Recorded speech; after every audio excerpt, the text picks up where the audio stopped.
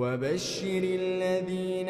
آمنوا وعملوا الصالحات أن لهم جنات تجري من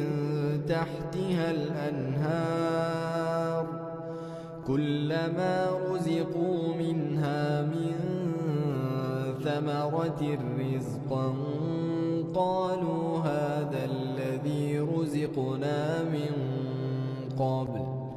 وأتوا به متشابها ولهم فيها أزواج مطهرة وهم فيها خالدون إن الله لا يستحيي أن يضرب مثلا